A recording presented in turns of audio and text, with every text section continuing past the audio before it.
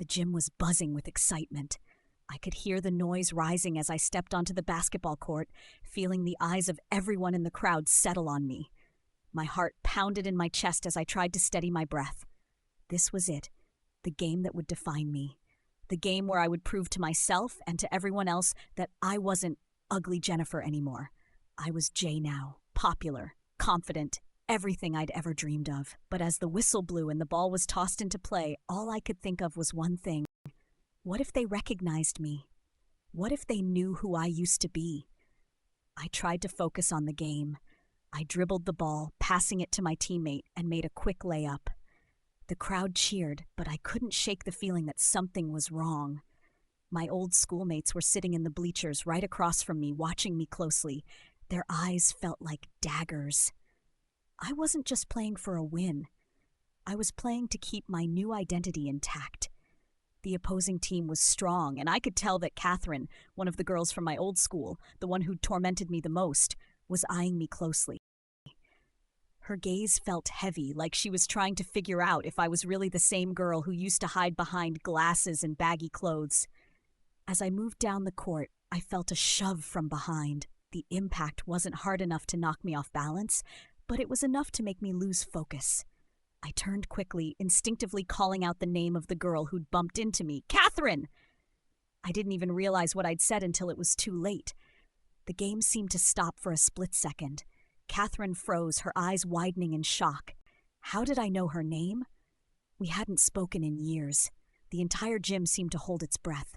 The girls from my old school exchanged confused glances. Did they recognize me? How could I have known Catherine's name unless I was someone from my past? I knew immediately that I had made a mistake. I had slipped up, and I could feel the suspicion growing in the air like a thick fog. How could I have known Catherine's name unless I was the same Jennifer they used to mock? For the rest of the first half, I couldn't stop thinking about the look on Catherine's face.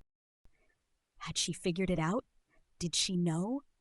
The game was a blur, my nerves, my self-doubt, the pressure of keeping up this new persona I'd worked so hard to build. I kept missing shots. I couldn't focus. The crowd was starting to murmur.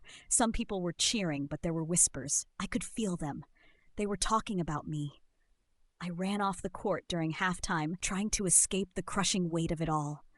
I needed a moment to breathe, to think. My heart was racing. I could hear the distant chatter of the girls from my old school as they gathered in a huddle. They were talking, laughing quietly, and I knew it wasn't about the game. They were talking about me. They must have been piecing things together. They had to be. They were figuring out who I really was. I could hear snippets of their conversation, their voices barely rising above the noise of the crowd. She knew Catherine's name, one of the girls said, her voice tinged with disbelief. But how? How could she know? Maybe she's pretending, another girl suggested. It's too weird. She's different. Too different. I wanted to shout at them, to run over and scream, I'm not pretending. I'm not who you think I am. I've worked so hard to be someone else, someone you can't laugh at. But I couldn't. I had to hold it together. I had to keep playing. But the second half of the game was about to begin, and I could already feel the shift in the atmosphere. The game wasn't just about winning anymore. It was about exposing me for who I used to be. When I returned to the court, it was worse. Catherine and her friends were no longer playing just to win. They were playing to tear me down. Every time I touched the ball, there was a sharp comment. Oh, look, it's Jennifer pretending to be cool again. The laughter from the other team was deafening. I missed every shot. I couldn't focus. The crowd's cheers turned to boos. First, the other team's fans, and then my own schoolmates. The noise was suffocating. The more I missed, the louder the boos grew. The girls from my old school were relentless. They were pointing at me now, laughing as I tried and failed to redeem myself.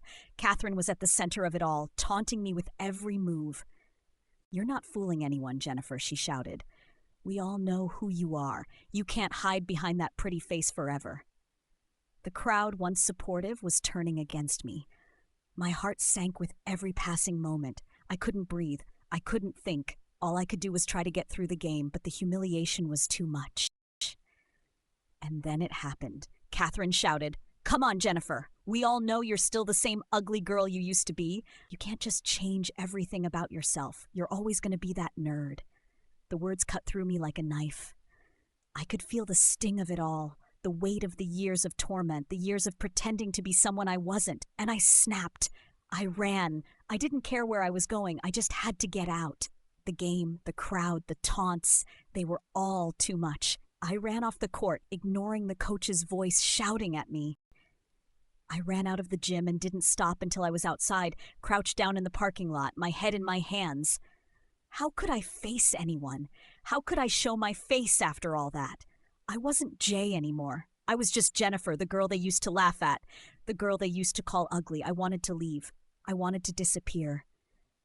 But deep down, I knew that wasn't the answer. Running away was never going to solve anything. The next day at school, the whispers were deafening. I could hear them before I even stepped into the building. Did you see her last night? I can't believe she's really Jennifer. My old classmates were loving it. They were thrilled to see me fail, but what hurt the most was the silence from my new friends. They avoided me. They looked at me with pity, unsure of how to act now that I was exposed. It was the girls from my old school who were the loudest, laughing and sharing the details of the game. They had already started gossiping, spreading the story about how I was ugly Jennifer, pretending to be someone I wasn't. They made sure everyone knew, and it felt like the world was closing in on me. But then something unexpected happened. One of my new classmates came up to me, a girl I hadn't really spoken to before. She looked me in the eyes and said, "I don't care what they say. I saw the real you before this whole mess, and I still see it now. You're not what they say you are." Her words hit me harder than anything else. I couldn't believe it. She wasn't judging me. She wasn't turning her back on me like everyone else. She was giving me a lifeline when I thought I had nothing left. As the day wore on, I found myself talking to a few other classmates who shared the same sentiment. They didn't care about my past. They saw me for who I really was. And in that moment, I felt something shift within me. Maybe I wasn't who I used to be, but I didn't have to be the person everyone else wanted me to be. I was allowed to be me. But just as I was beginning to breathe again, I got an unexpected message from the principal's office. I thought I was in trouble for running out of the game, but it wasn't that. A girl from my old school had come forward. She confessed to seeing the bullying that had happened to me at my old school. She'd seen how Catherine and the others had tormented me, and she couldn't stay silent any longer. She had proof, old photos, messages, and even screenshots of social media posts. The principal sat down with me and explained that even though the girls who had bullied me weren't part of the same school anymore, they were still being held accountable. They were being investigated for their actions, and the school was taking it seriously. Catherine and her friends weren't going to get away with it this time. And just like that, my past was no longer something to hide. It wasn't about revenge, it was about healing. I didn't need their approval anymore. I had my truth, and I had the courage to stand in it.